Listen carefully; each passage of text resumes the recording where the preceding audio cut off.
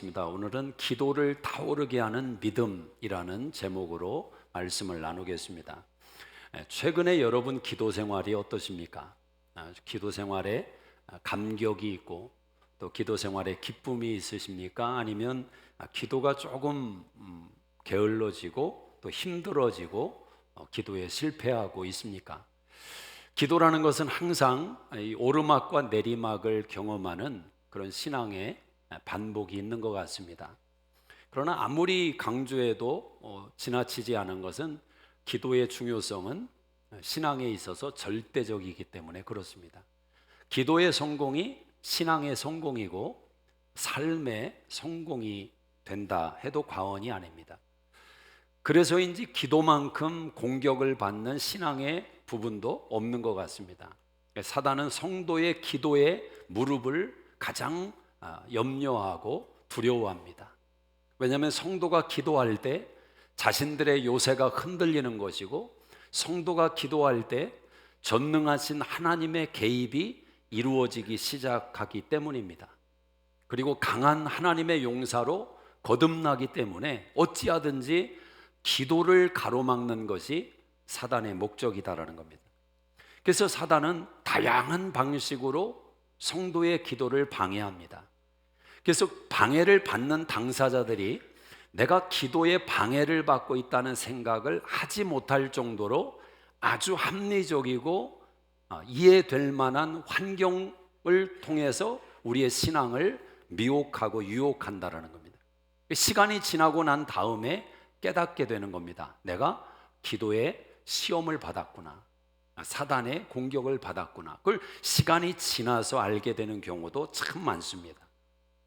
기도 생활로 들어가는 데 있어서 보편적으로 가장 많이 공격하는 내용이 있다면 시간을 통해서 공격을 하는 것입니다. 우리의 생각 속에 바쁘다는 생각을 넣어주는 거죠. 그래서 기도하고 싶은데 기도할 시간이 없다라는 생각을 갖게 하는 겁니다. 물론 기도 자체에 발걸음을 들여놓지 않은 신앙의 경험이라면 아직 그 단계까지는 요원할 수 있지만, 저는 그래도 어느 정도 기도라는 것을 경험하고 기도는 해야 된다라는 가정을 가지고 있는 여러분을 생각하면서 지금 말씀을 드리는 것입니다. 그래서 합리적인 생각을 통해서 내가 기도할 수 있는 여건이 마련되지 않았다라는 생각을 갖게 하는 것입니다. 그러나 이것은 결국 시간의 문제가 아니라 조금만 생각해 보면 인식의 문제이고 관계성의 문제라는 것을 깨닫게 될 것입니다. 하나님이라는 대상이 나에게 어떤 존재인지에 대한 내 신앙관이 내 기도를 결정하는 키가 되는 것입니다. 시간의 문제가 아니라 이것은 나아가서 불순종의 문제가 될 수 있다. 굉장히 중요한 내용이라는 것을 기억을 해야 됩니다. 자, 여러분, 만약 중요한 누군가가 여러분과 만나자고 제안을 했을 때 우리는 그 만남의 대상에 대한 무게감을 통해서 다른 시간을 결정하는 삶을 갖게 되는 것입니다. 나를 만나자고 한 사람, 그 만남의 내용이 어떠하냐에 따라서 나의 모든 시간은 다 거기로 맞춰지고 결정이 되는 것입니다. 우선순위가 거기에 있기 때문에 그렇다는 것입니다. 기도는 우리의 시간을 재정립시키는 은혜가 있습니다. 기도를 하고 나면 갑자기 없었던 시간이 생겨나는 느낌을 받습니다. 왜냐하면 시간 속에, 무게 속에 짓눌려 있을 때에는 시간이 없다는 생각만 가득 차 있고 사로잡혀 있었는데, 갑자기 우선순위가 해결되면 시간의 여유를 얻게 되는 또 다른 경험을 하게 되는 것입니다. 그래서 최근에 여러분이 시간 없다, 시간 없다, 시간 없다 이런 말을 많이 했다면 분명히 여러분은 기도 생활에 실패하고 있는 것을 경험하게 될 것입니다. 왜냐하면 우선순위의 문제가 잘못되어 있기 때문에 시간이 여러분을 덮치고 시간이 여러분의 마음을 주도하는 인생관으로 바뀌어 있기 때문에 그런 것입니다. 기도라는 것은 우선순위를 하나님께 드리는 것입니다. 종교개혁자 마틴 루터가 자기의 일이 갑자기 많아지는 시점에 그는 이런 고백을 했다고 하지 않습니까? 내가 해야 될 일이 더 많아지기 때문에 나는 기도의 시간을 더 늘려야 되겠다. 굉장히 발상과 생각이 얼마나 다른 것을 보게 됩니다. 우리는 할 일이 많아지면 가장 먼저 기도의 시간이 주는 나의 삶을 발견할 수 있을 겁니다. 그러나 마틴 루터는 일이 많아지기 때문에 기도의 시간을 더 늘리겠다고 이야기를 하는 겁니다. 하나님이 어떤 분이시고 하나님이 내 인생 가운데 무엇을 행하시는지를 믿는다면 기도를 통해서 하나님의 손이 나의 손을 덮치고 하나님의 발이 나의 발을 덮치고 하나님의 지혜가 내 삶의 지혜를 덮치는 은혜를 경험하려 할 것입니다. 우리가 인생 속에서 시간을 가장 많이 빼앗기는 자리가 있다면 아마 자녀 양육이 아닐까 생각합니다.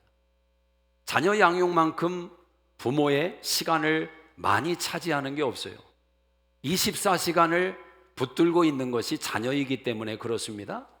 근데 문제는 내가 시간을 쏟는 것만큼 보람과 만족과 결과를 기쁨으로 얻어내고 있느냐?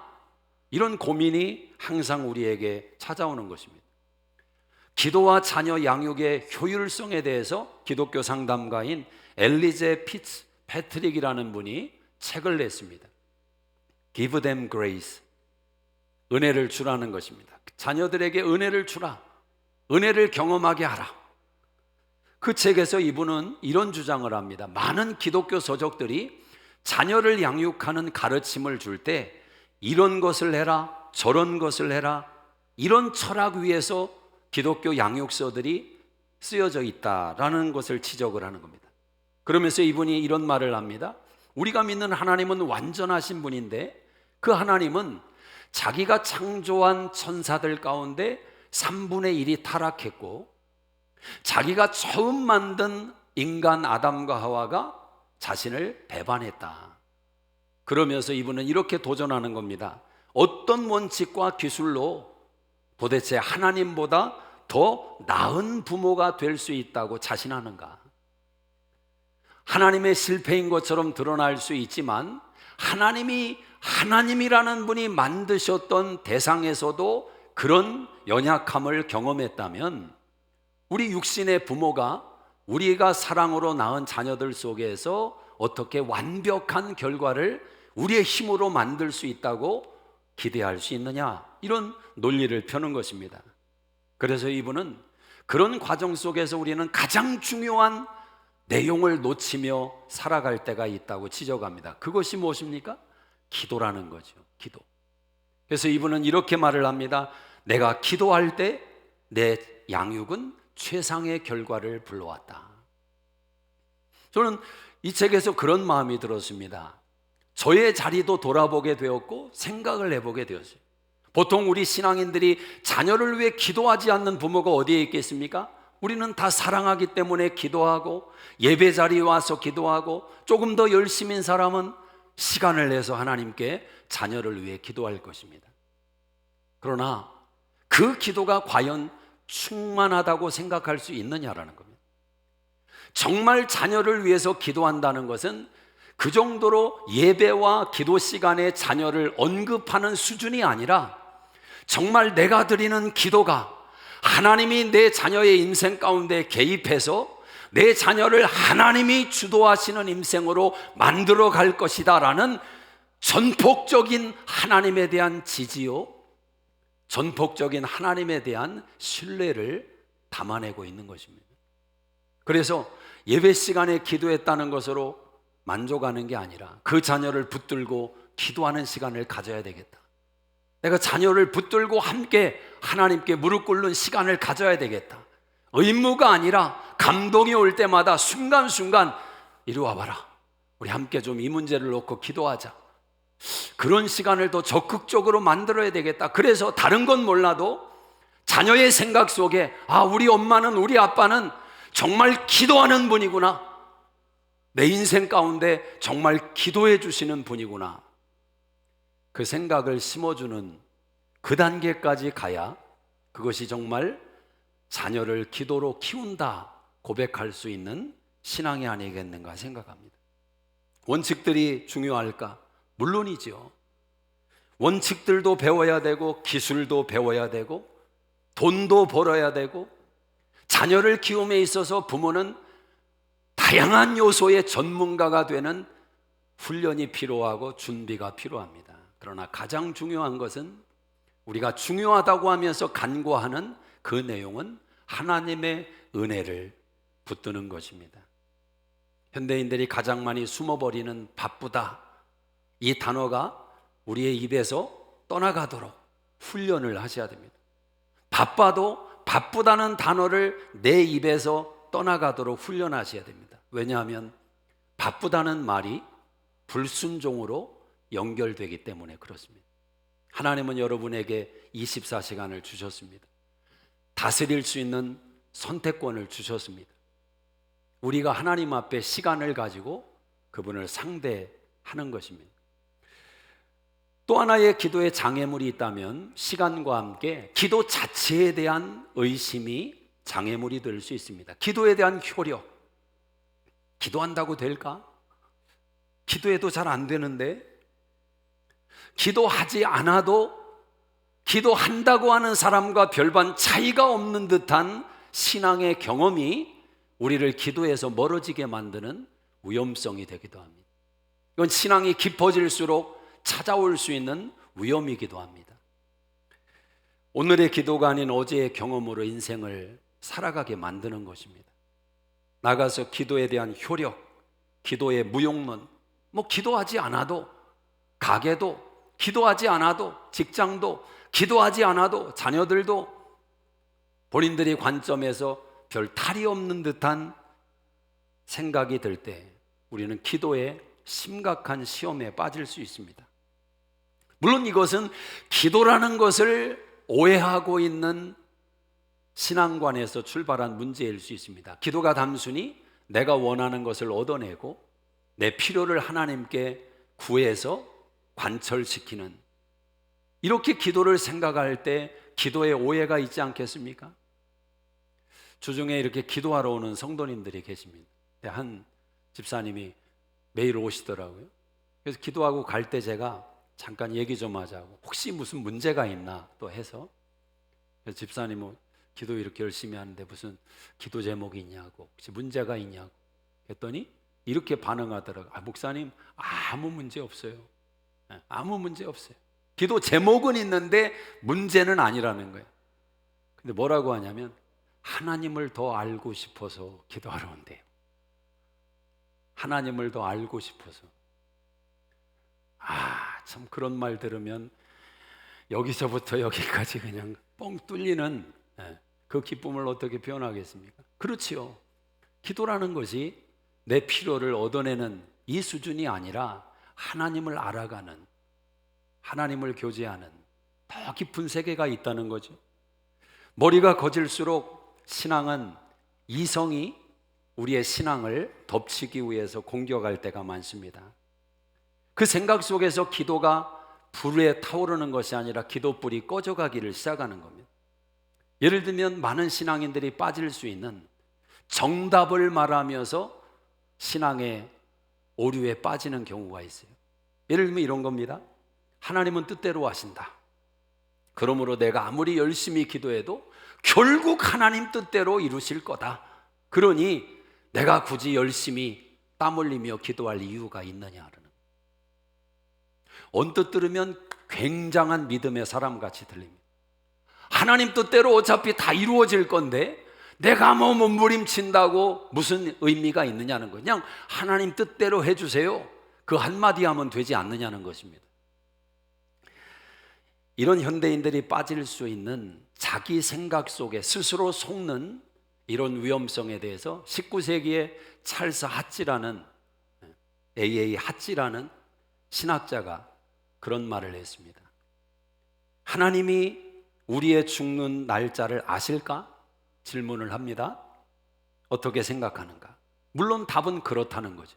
하나님은 아십니다. 저와 여러분이 무덤에 들어가는 날을 하나님은 아십니다. 하나님이 그 날짜를 정하셨을까? 예, 하나님이 정하셨습니다.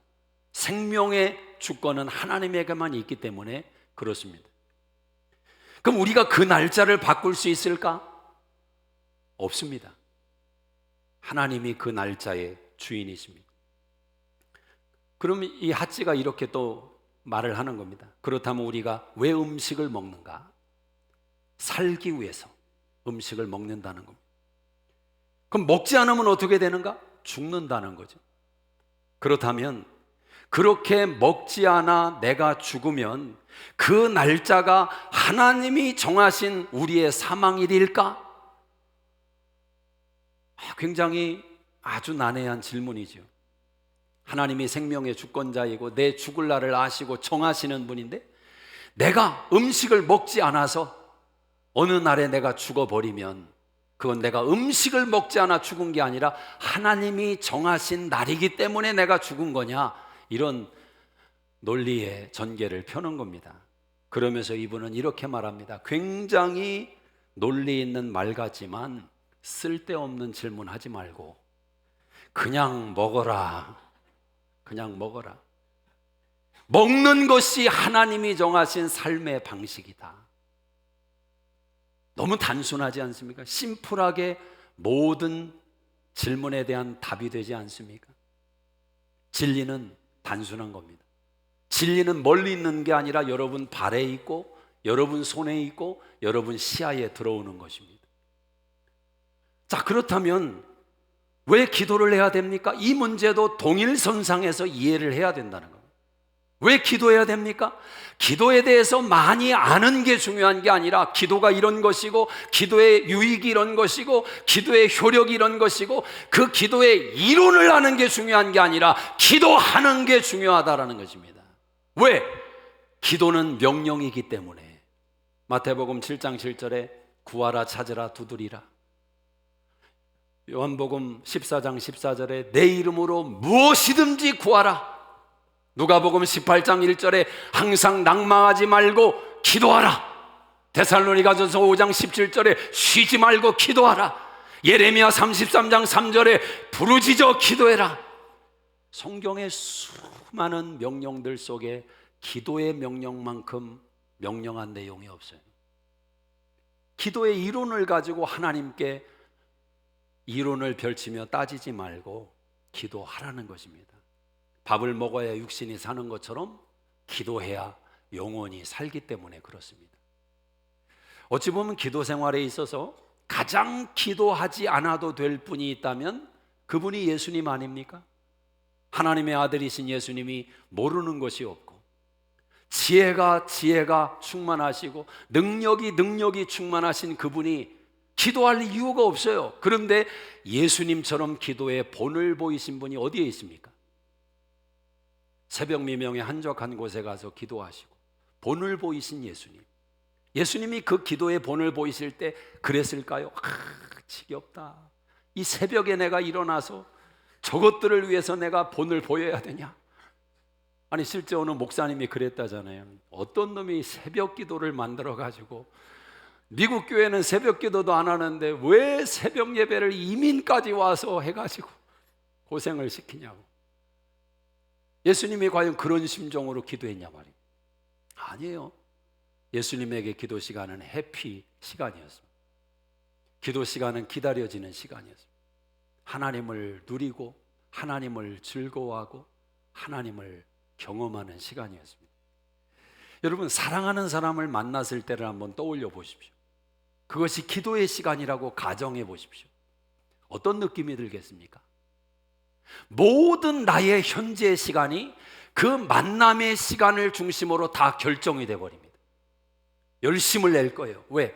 만나야 되니까. 처리할 일을 빨리빨리 처리하고 조금 어려운 일이 있어도 괜찮습니다. 왜? 사랑하는 사람을 만나니까. 그 만남의 시간이 나의 현실의 모든 고통도 어려움도 난해한 점도 다 해결해 버리는 겁니다. 아니 만나러 가기 전에 아유 또 만나? 오늘도 만나야 돼? 벌써 막 스트레스 올라오네? 그럼 안 만나야죠. 그런 대상이라면. 근데 하나님은 우리가 그렇게 선택하고 하지 않을 수 있는 대상이 아니지 않습니까? 그렇다면 하나님을 만나는 시간이 나에게 부담이 된다면, 기도가 나에게 부담이 된다면 결국은 사랑의 문제다라는, 시간의 문제도 있고 기도에 대한 회의감의 문제도 있고 다양한 이유들이 있지만 결론은 사랑의 문제요, 사랑의 해결점이 있다라는 것입니다. 기도의 성공은 그래서 믿음의 문제로 귀결이 되는 겁니다. 오늘 읽은 본문을 이런 관점에서 한번 다시 읽어보시길 바랍니다. 다시 한번 읽겠습니다. 시작. 믿음이 없이는 하나님을 기쁘시게 하지 못하나니 하나님께 나아가는 자는 반드시 그가 계신 것과 또한 그가 자기를 찾는 자들에게 상 주시는 이심을 믿어야 할지니라. 두 가지를 이야기를 하고 있습니다. 하나님이 반드시 계신 것, 그리고 자기를 찾는 자에게 상 주시는 이심을 믿어야 된다. 전자는 존재에 대한 문제이고 후자는 관계성에 대한 문제입니다. 기도라는 것은 하나님의 존재와 하나님과의 관계성이 하나가 돼서 온전한 기도의 모양을 만들어내는 것입니다. 아니, 하나님이 계셔야 기도할 것 아닙니까? 이 믿음이 중요하다는 것입니다. 이번 주에 새벽에 열왕기상 말씀을 같이 나눴습니다. 엘리야의 이야기, 참 은혜가 되는 이야기죠. 대표적인 것은 엘리야와 850명의 바알 선지자들의 영적 전투입니다. 그때 바알 선지자들이, 아세라 선지자들이 송아지를 잡고 각을 떠서 바알이요 바알이요 우리에게 불을 내려달라고 요청합니다. 근데 제가 그 대목을 묵상하는데 무슨 마음이 들었냐면, 그들은 바알이 존재하는 신이라고 알았을까? 물론 스스로 속기 때문에 안다고 이야기도 할 수 있지만 경험돼서 아는 알미 아니라 자신들이 스스로 만들어 놓고 자신들이 스스로 속은 바알을 그들은 상대하고 있었던 겁니다. 그러니까 바알이 아무 응답이 없죠. 왜? 존재하지 않으니까. 나중에 어떻게 합니까? 자기들의 몸을 상해 가면서 피를 흘려가면서 바알을 압박하고 협박을 하는 거죠. 임해달라고. 여러분, 모든 무신론의 종결점이 바로 거기가 되는 겁니다. 인간이 만들어 놓은 거짓 신이기 때문에 결국 그 신을 상대한다고 하면서 나중에는 자기 자신을 학대하는 태도로 그 신앙이 표현되는 겁니다. 지금도 인도에 가보면 깨달음을 얻기 위해서 자기를 학대하는 수도사들이 부지기수라는 거죠. 가끔 여러분 영상으로 보신 분도 있을 겁니다. 어떤 사람은 손을 들고 몇십 년을 살아가지고 이 손이 굳어버린 거예요. 근데 더 놀라운 것은 그 손을 들고 굳어있는 그 손을 들고 있는 사람들에게 찾아와서 기도를 받는 사람이 많다는 거죠. 저 사람은 특별한 걸 깨달은 사람이다. 깨닫기는 뭘 깨닫습니까? 팔만 아팠지. 이거 좀 내리고 싶은데 내려오지도 않지. 앉아서 몇십 년을 사는 사람, 손톱을 안 깎은 것이 깨달음의 이치라고 긴 손톱을 보여주면서 사람들을 상대하는 사람, 바알을 섬기던 사람과 똑같습니다. 나를 치는 거예요. 나를 학대하는 거예요. 그러나 기독교의 하나님은 실제로 존재하시고 실제로 존재하시는 그 하나님이 인격적으로 우리를 만나주시기 때문에 우리는 우리의 몸을 학대하는 방향에서 하나님을 찾지 않습니다. 여러분, 그건 잘못된 겁니다. 여러분의 몸은 하나님이 주신 선물입니다. 그 몸을 가꾸는 것이 여러분의 책임입니다. 물론 때로는 그 몸이 우상되지 않기 위해서 금식을 통해서 하나님을 경험하는 또 다른 차원의 신앙이 표현될 수 있지만 절대로 금식이 하나님을 만나는 신앙의 한 방향이 되는 것은 굉장히 위험한 거예요. 어떤 분들은 무엇이 신령하다고 생각하냐면 자기 절제를 하는 것. 절제가 성령의 열매로서의 절제가 아니라 나를 쳐서 다른 사람들이 행할 수 없는 기괴한 삶의 모습을 통해서 하나님을 감동시키겠다는 생각. 옛날에 한때 유행한 것이 뭐예요? 문제 해결의 방법으로 금식을 동원하는 거죠. 그래서 금식 날짜를 정해주는 것을 하는 거예요. 목회자에게 옵니다. 문제를 이야기합니다. 그건 3일 가지고 안 될 것 같아요. 5일 하셔야 해결됩니다. 이걸 신앙으로 접근을 한다면 그 신앙은 이방인들이 섬기는 바알신을 섬기는 신앙과 무슨 차이가 있는 모습으로 가겠습니까? 하나님은 인격의 하나님이십니다. 인격의 하나님이십니다. 엘리야가 지치고 힘들었을 때 하나님 나 죽여주세요. 하나님께 반항하고 자기 절망 속에 지쳐 있을 때 하나님이 어떻게 하십니까? 일어나라, 밥 먹어라.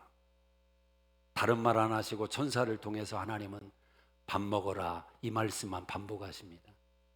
그게 사랑이거든요. 그게 인격이거든요.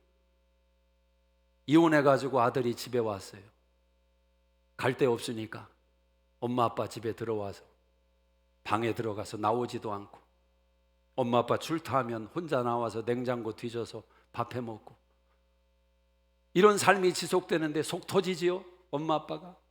그래도 끼니 때가 되면 밥 먹어라 이 한마디를 던지는 겁니다. 사랑이거든요.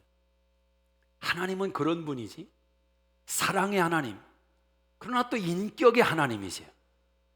자녀들이 밥 안 먹고 땡깡 쓰면서 문제를 해결하려고 자기들의 소원을 관철시키려고 부모에게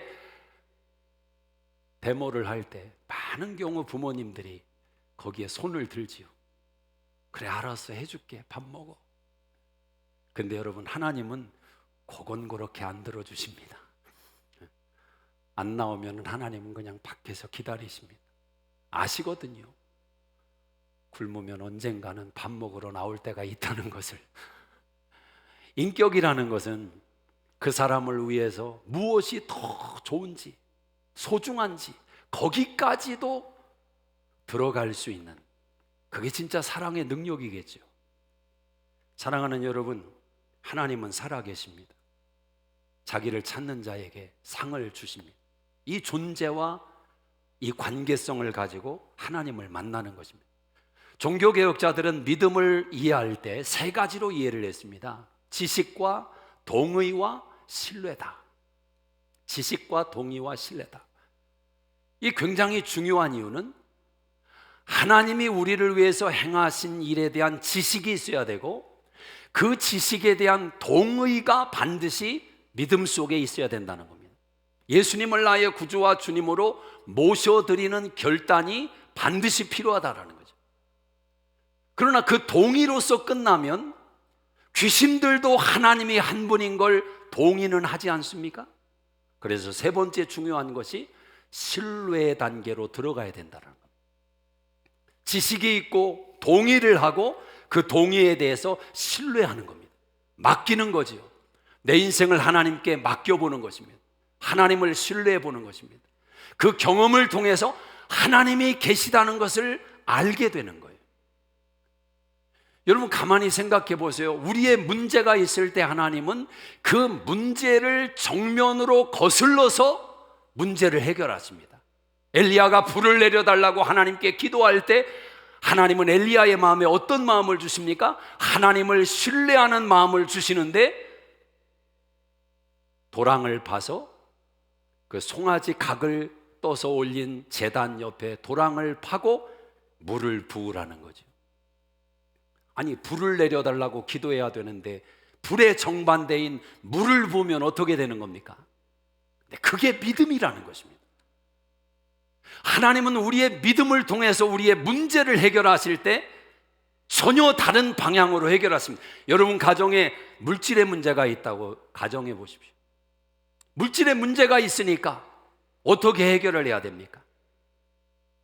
인본적으로 접근을 한다면, 이걸 꼭 그렇게 대입시키는 것이 좀 그렇지만 이해를 돕기 위해서 제가 그렇게 설명을 하겠습니다. 11조를 드리던 신앙인이요, 근데 갑자기 지금 어려워지는 일이 생겼어요. 그러니까 물질에 대해서 부담이 확 왔어요. 그때 이거 지금 내가 갚아야 될 문제도 있고 이런 문제도 있는데 이번 달은 11조 어렵겠구나.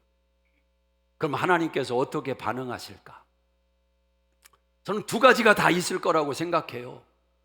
정말 하나님과의 관계성 속에서 자기의 안타까움을 하나님 앞에 고백하는 심정에서 하나님, 좀 이번에 좀 눈 감아주세요. 저 도저히 어렵습니다. 그러고 11조를 만약에 드리지 못했을 때 하나님이 너 그러면서 책망하거나 그러지는 않을 것 같다라는 거죠. 그런 면이 있어요.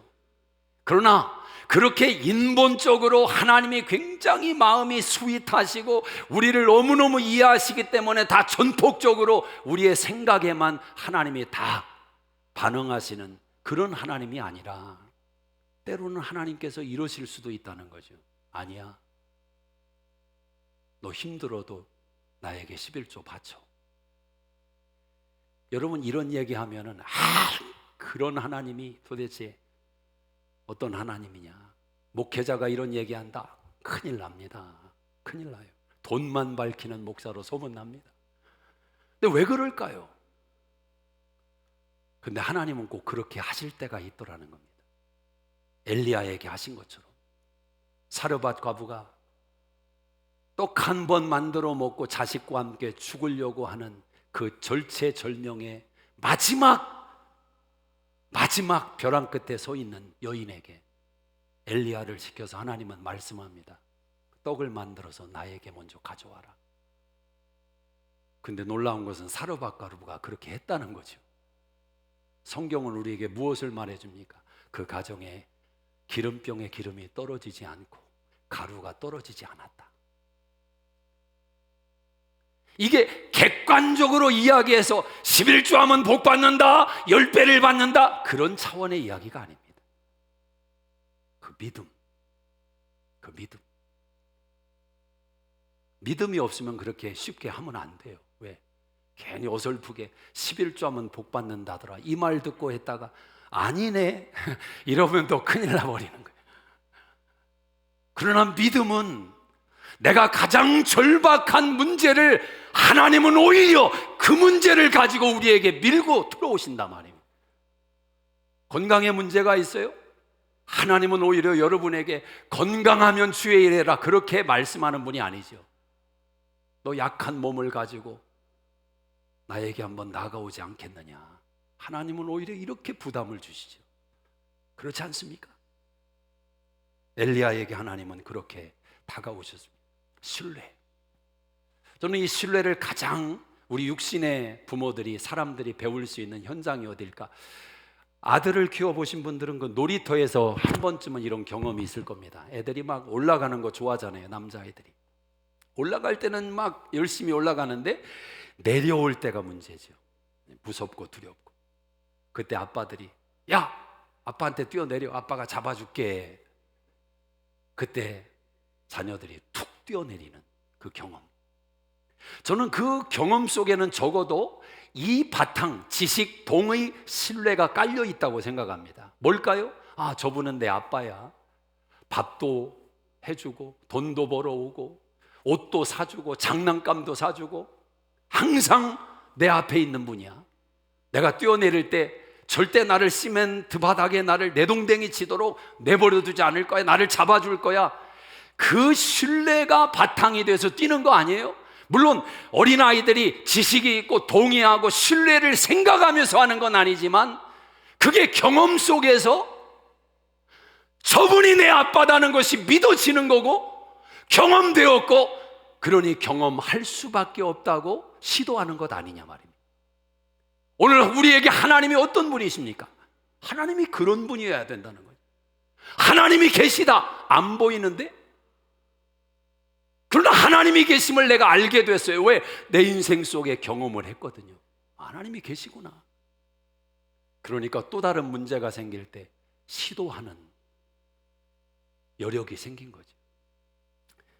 알렉산더 대왕하면 서쪽으로는 이집트, 그리스로부터 동쪽에 인도까지 유러시아 이 지역을 유럽, 아시아, 아프리카 일대를 영토를 탈환했던 역사의 위대한 왕으로 기록되지 않았습니까? 20대에 한 번은 그의 신하 중에 장수가 와서 요청을 했습니다. 폐하, 하나 요청이 있습니다. 제가 그동안 요청을 못했는데 이 요청을 드립니다. 우리 딸이 결혼을 하는데 혼인식을 치르도록 폐하가 도와주시면 합니다. 그때 이 알렉산더 대왕이 자기를 따라다니며 수많은 전투를 거친 그 장수를 보면서, 그래, 내가 당신이 나와 함께 충성한 걸 아니 내 혼인식을 도와주겠다고 약속을 합니다. 재무 담당자에게 가서 말하라고 합니다. 며칠이 지났습니다. 재무 담당자가 폐하를 찾아왔습니다. 폐하, 그 장수를 벌하셔야 됩니다. 폐하를 이용하고 있습니다. 역사상 이렇게 사치스러운 결혼식을 제가 본 적이 없습니다. 그가 준비하는 결혼식이 너무 사치스럽습니다. 온 사람을 다 초대하는 것 같습니다. 폐하를 이용하려고 하고 있습니다. 폐하의 후하심을 이용하려 합니다. 이 사람을 벌하셔야 됩니다. 근데 알렉산더가 가만히 잠시 생각을 하더니 그렇게 답을 했다고 합니다. 그의 결혼식을 도와줘라. 아니, 지금 제 말을 듣고도 폐하 그렇게 말씀하십니까? 도와줘라. 두 가지 때문에 그를 도와줄 이유가 생겼다.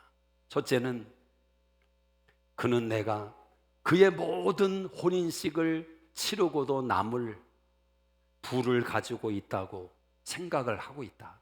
나를 그렇게 부유한 자라고 생각하고 있고, 두 번째는 그 모든 비용을 지원해 줄 만큼 내가 후한 왕이라고 그는 나를 믿고 있다. 그러니 그를 도와줘라. 여러분, 우리가 믿는 하나님은 어떤 분이십니까? 온 세상을 창조하신 분이 맞습니까? 지금도 우주 만물의 주인이 되시고 만물의 주인이 하나님이신 것을 정말 믿습니까? 그 하나님은 자기 아들까지 우리에게 주셔서 우리를 사랑하신 분이라고 믿습니까? 구하는 자에게 인색하지 않고 좋은 것으로 응답하시는 하나님이라고 믿으십니까? 그런데 왜 기도하지 않으십니까? 왜 하나님께 구하지 않으십니까? 하나님은 우리의 기도를 기다리고 계십니다. 우리의 인생이 먹고 사는 문제로 국한된다면 이 자리에 계신 분들 가운데 그렇게 땀 흘리고 수고 안 해도 살아갈 인생에 웬만큼 다 해결이 되신 분들도 계시고, 조금 더 노력하면 해결되실 분도 계시고, 우리는 먹고 사는 문제와 삶의 문제가 절박하지는 않습니다. 그래서 기도가 안 되는 겁니다. 그런데 여러분, 기도는 그 이상이 있다는 겁니다. 하나님의 아들 예수님이 이 세상에 오셨습니다. 우리를 구원하셨습니다. 이사야 7장에 아하스 왕에게 하나님께서 아하스를 통해서 말씀합니다. 징조를 구해라. 근데 아하스가 이렇게 답을 합니다. 나는 구하지 않겠습니다. 하나님을 시험하지 않겠습니다. 굉장한 말 같지만 그것은 교만이었습니다. 아하스 왕은 부족한 게 없어요. 기대할 게가 없어요. 마치 하나님을 상대로 이제 하나님을 괴롭게 안 해도 내 인생은 이제 괜찮습니다, 그런 말 아니겠어요? 그런데 하나님은 아하스에게 구하라고 말씀하죠. 이사야가 말씀합니다. 언제까지 하나님을 괴롭게 하겠느냐? 보라, 처녀가 잉태하여 아들을 낳을 것이요 그의 이름을 임마누엘이라 하리라. 하나님이 아하스에게 구하라고 말씀하신 징조는 아하스의 필요와 형편의 내용이 아니라 예수 그리스도를 구하라고 말씀하셨던 겁니다. 사랑하는 여러분, 기도하지 않는 것은 내 필요의 문제가 아니에요. 기도의 응답이 누구 때문에 이루어집니까? 예수 이름. 기도를 통해서 하나님은 당신의 아들 예수 그리스도가 영화롭게 되는 것을 보기를 원하시고 기대하고 있단 말입니다. 기도가 단순히 우리와 하나님 사이의 필요의 관계성이 아니라 하나님의 아들 예수님, 내가 너를 만유 위에 높여 열방 가운데 너의 이름을 드러낼 것이다. 내 아들아, 너는 나의 말에 순종했고 나의 말에 순종해서 십자가를 지지 않았느냐? 내가 너를 일으켜 만유 위에 세울 것이며 열방을 통해서 내 이름이 높아지도록 할 것이다. 이게 하나님의 약속이었습니다. 하나님은 그 약속을 저와 여러분의 기도를 통해서 이루시기 때문에 저와 여러분이 평생 기도하는 내용은 하나님이 영광 받으시고 하나님의 아들이 영광 받으시는 예수를 구하는 내용인 줄로 믿습니다. 그러므로 기도하지 않는 것은 가벼운 죄가 아니라, 가벼운 문제가 아니라 하나님의 아들의 이름의 영광을 가로막는 불순종이라 말입니다. 기도하셔야 됩니다. 한 걸음 더 나아가서 하나님은 저와 여러분을 통해서 일하시기를 원하십니다. 사랑하는 여러분, 비즈니스를 하시는 성도님들에게 도전해 드립니다. 여러분이 잘 먹고 잘 살고 자녀를 조금 더 윤택한 환경에 두는 것이 비즈니스의 목적이라면 여러분의 비즈니스는, 죄송합니다, 여러분에게 저주가 됩니다. 잘 되면 잘 돼서 하나님과의 관계가 멀어질 겁니다. 안 되면 안 돼서 내가 메꿔야 되기 때문에 하나님과의 관계가 멀어질 겁니다. 하나님은 여러분에게 그 의도로 비즈니스를 준 게 아닙니다. 하나님께 구하고 하나님 일으켜 주십시오, 하나님의 축복의 통로로 쓰임받기를 원합니다. 그 연습을 해보는 것입니다. 흘려보내는 연습을 해보는 것입니다. 그리고 하나님을 경험해 가는 것입니다. 그러면 여러분의 소원이 눈덩이처럼 커지는데, 그 소원이 단순히 내 삶의 윤택이 아니라 거시적인 하나님의 나라가 보이기를 시작하고 하나님의 영광이 보이기를 시작하고 더 하나님께 쓰임받고 싶은 열망이 생겨서 하나님께 구하는 사람이 될 것입니다. 하나님께 목마른 인생이 된단 말입니다. 여러분이 기도의 사명을 받으셨다면 적당히 기도하는 수준에 머무는 인생이 아니라 하나님의 영광을 위해서 하나님이 사용하시는 기도자로 쓰임받기 위해서 더 깊이 열망하는 마음으로 들어가셔야 됩니다. 우리가 하나님께 구할 것이 천지에 가득한 것입니다. 우리의 믿음이, 우리의 적은 믿음이 보지 못하게 만들고 구하지 못하게 만들고 있는 현실이다라는 것입니다. 하나님, 우리의 눈을 열어 주시옵소서. 하나님, 우리의 입을 열어 주시옵소서.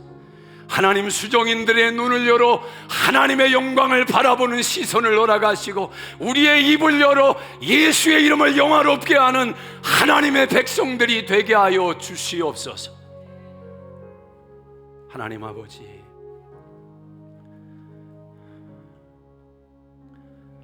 기도하는